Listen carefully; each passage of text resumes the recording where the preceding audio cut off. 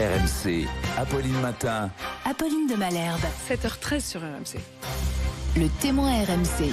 Bonjour Mourad Batik, bonjour maître. Bonjour. Merci d'avoir choisi RMC ce matin pour votre première réaction. Vous êtes l'avocat de la famille victime de l'accident de la route qui avait été causé par Pierre Palmade en février dernier. Dans ce véhicule, percuté de plein fouet, il y avait une femme enceinte, elle s'appelle Mila.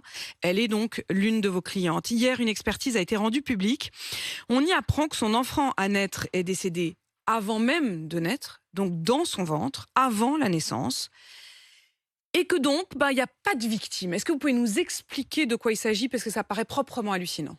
Oui, en fait, ce que dit cette expertise, elle dit deux choses. Elle dit effectivement que l'enfant était viable. Vous savez que pour acquérir la personnalité juridique en France, il faut naître vivant et viable. Viable, ça veut dire, les experts s'accordent à dire qu'un enfant viable, il faut qu'il ait passé 24 semaines et qu'il fasse au minimum 500 grammes. À partir du moment où le fœtus fait 500 grammes et qu'il a passé 24 semaines, on considère qu'il est viable. En l'espèce, on était à plus de 24 semaines, on était à un fœtus qui pesait 1 kilo, donc aucune difficulté sur la viabilité.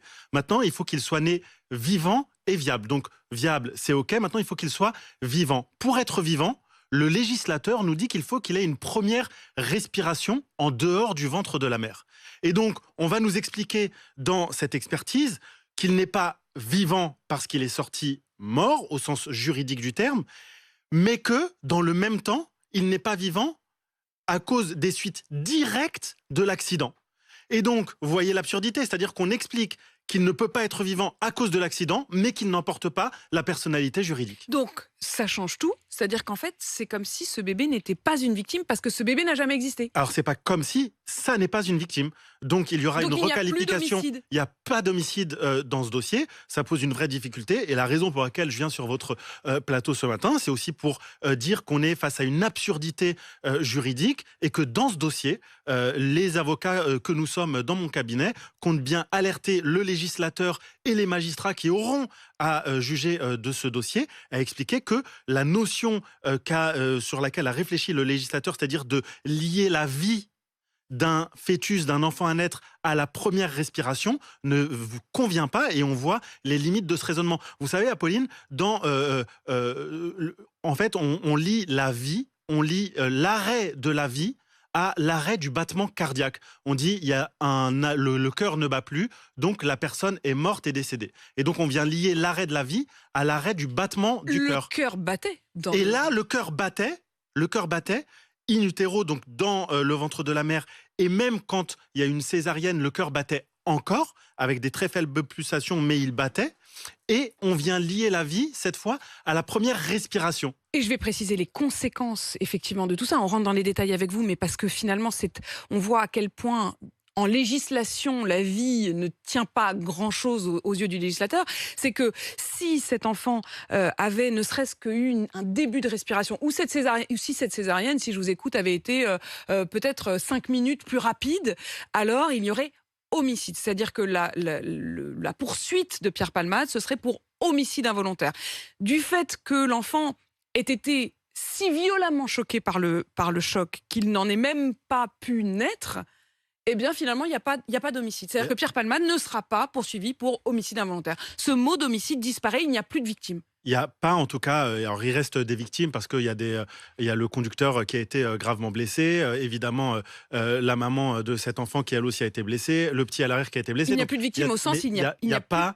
Il n'y a pas, effectivement, il n'y a plus d'homicide. Il n'y aura plus d'homicide dans ce dossier. Et donc, l'idée, c'est aussi d'appeler le législateur à réfléchir sur la notion de vivant. Un enfant qui allait naître dans les prochaines semaines, dans les prochains jours, qui était parfaitement viable et qui avait un prénom. Hein. Cet enfant avait un prénom. Quel était ça, je ne vais pas le dire parce que les parents veulent vraiment. Voilà, mais il avait un prénom qui avait été mûrement réfléchi pendant toute la grossesse par les parents. Enfin, il avait tout d'un enfant qui allait naître. Il avait sa chambre, il avait ses jouets qui étaient prêts, il avait ses doudous, etc. Enfin, vous voyez ce que je veux dire, c'est que cet enfant, il ne demandait qu'à naître.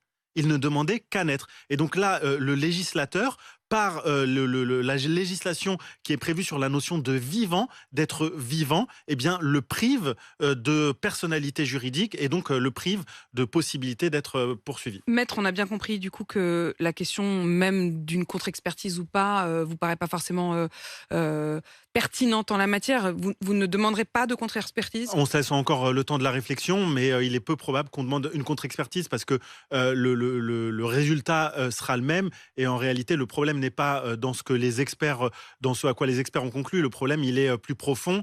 Il est à chercher à la racine. Il est dans ce à quoi réfléchit le législateur. Le problème, il est dans la loi, au fond, Exactement. de lier donc en effet la question du destin de cet enfant uniquement à la respiration et non pas, comme vous le disiez, au fait que le cœur batte. Merci Mourad Batik d'être venu pour nous réserver votre première réaction ce matin.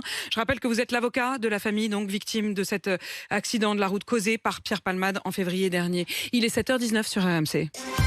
RMC jusqu'à 9h. Apolline Matin.